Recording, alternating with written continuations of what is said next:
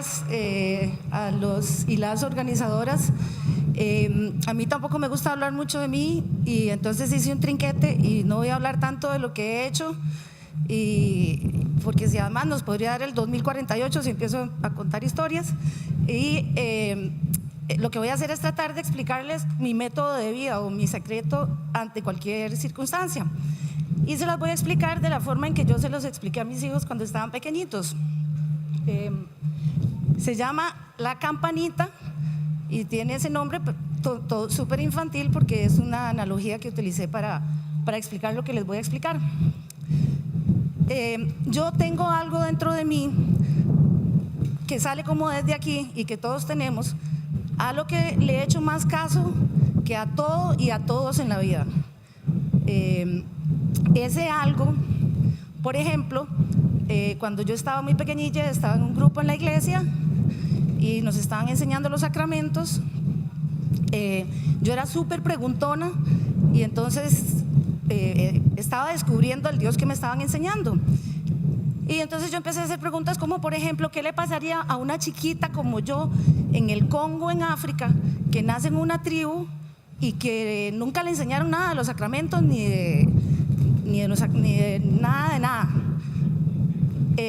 Y bueno, yo lo preguntaba en el contexto de que estaban hablando de la salvación y me dijeron no, esa persona no puede aspirar a la salvación. Yo decía, ¿qué es esto?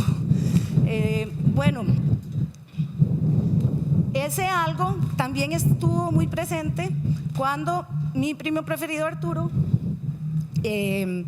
alguna parte de mi familia lo rechazó porque él era homosexual, y después se hizo público en la familia que vivía con VIH. Entonces en esa época, en los 80, era terrible el asunto contra las personas homosexuales. Entonces ese algo dentro de mí me hacía ver que eso que yo estaba viendo alrededor no estaba bien.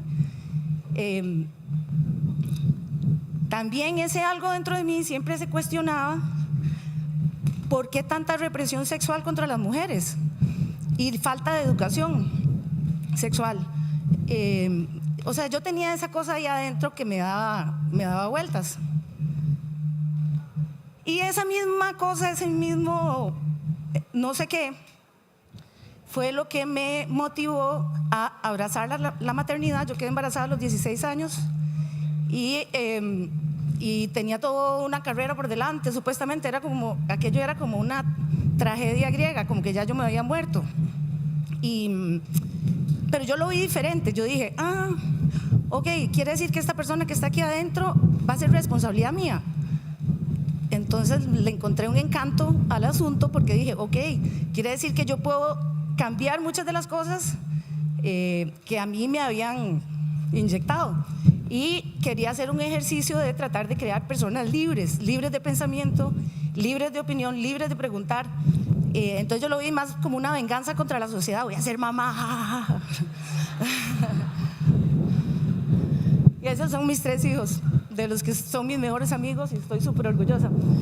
Ok, ese mismo algo, esa cosa que no les puedo explicar todavía. Yo trabajaba, mi primer trabajo como periodista era en el Registro Nacional. Entonces hacía una revista de notariado y etcétera, etcétera. Y supuestamente me tocaba defender a la institución, ¿verdad?, ante los asuntos públicos. Pero resulta que un día me doy cuenta de un gran escándalo de corrupción que estaba pasando dentro de la institución y digo, no, ya me puse a investigar más, me quedaba más horas en la noche cuando todo el mundo se iba, sacaba fotocopias y al final, es la primera vez que lo voy a confesar públicamente, cogí todo, se lo dio a un colega de un periódico y se publicó y yo renuncié porque dije, ¿qué es esta mierda? Yo no voy a estar defendiendo instituciones.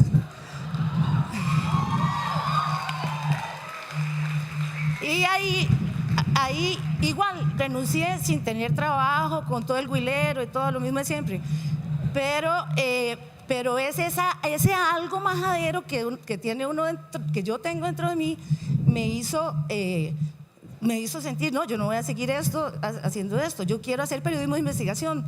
De ahí me pasé a trabajar al periódico La Nación, donde lideré por 20 años el equipo de investigación que hizo muchas de las investigaciones, por ejemplo, las de los expresidentes y etcétera, que cambiaron la historia de este país. Durante ese tiempo, ese algo dentro de mí también me movía todos los días, es como la gasolina para ir y hacer preguntas más agudas, más majaderas, más inteligentes, para entender asuntos complejos que muy poca gente tiene acceso a entender y contárselos a la gente. Pero de nuevo, es ese mismo algo el que está presente en todos estos cuentos que les estoy diciendo.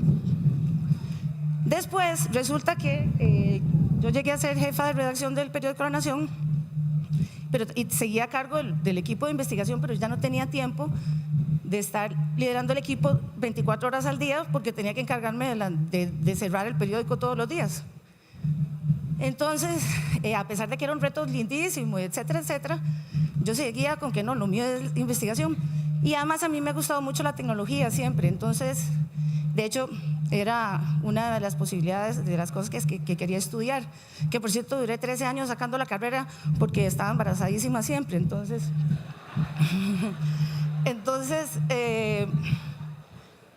bueno, había ese algo ahí que, para empezar, hubo unos cambios de dirección que no me empezaban a gustar mucho y que entonces ese mismo algo también me decía, no, aquí usted… Y era un momento donde nadie estaba hablando de periodismo de datos. Entonces yo empecé a hacer pruebas y después llegué y les dije, yo estaba un día en un bus en Ginebra, Suiza, viendo a ver cómo tomaba la decisión porque yo lo veía todo en binario, en blanco y negro. Igual que cuando me estaba divorciando, yo todo lo veía en blanco y negro. La posibilidad que veía era renunciar o no renunciar, como si no hubiera otras. Entonces lo que hice fue proponerles que me bajaran de puesto, me quitaron hasta el acceso al café expreso, que me bajaran de puesto porque yo quería empezar a experimentar con datos y que me dieran 2 programadores científicos de datos y empezamos a hacer cosas que según yo era lo normal que había que hacer.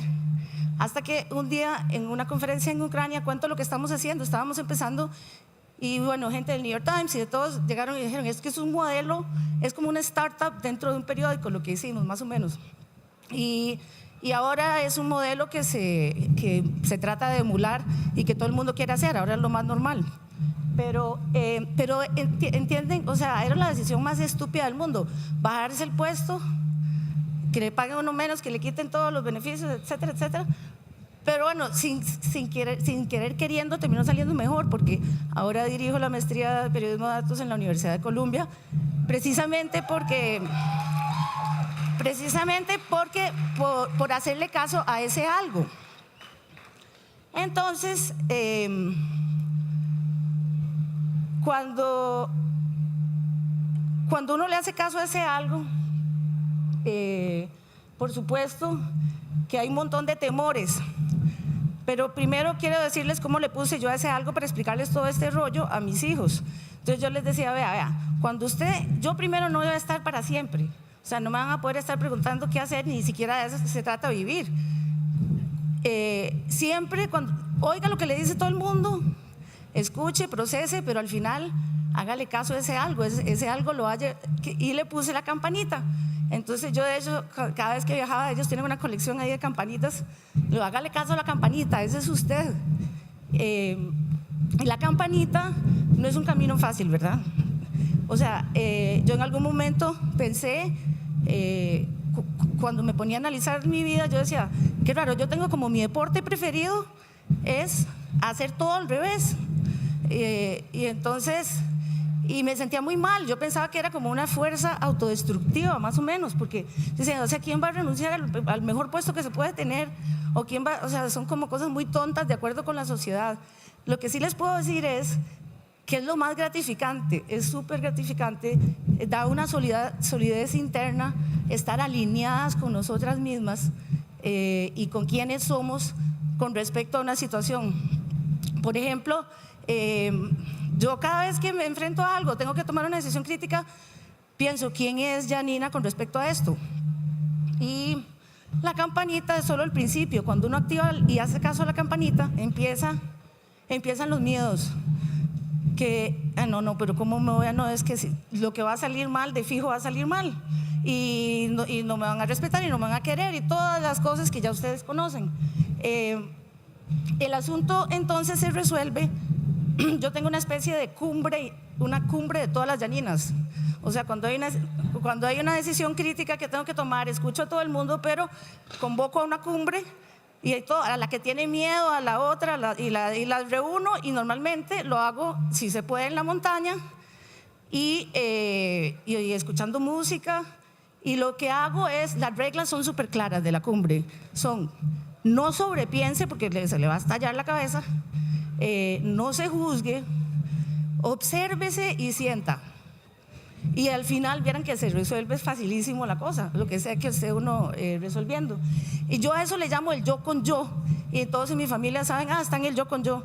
O sea, ahora, como no se puede ir a la montaña todas las veces que uno tenga que resolver algo,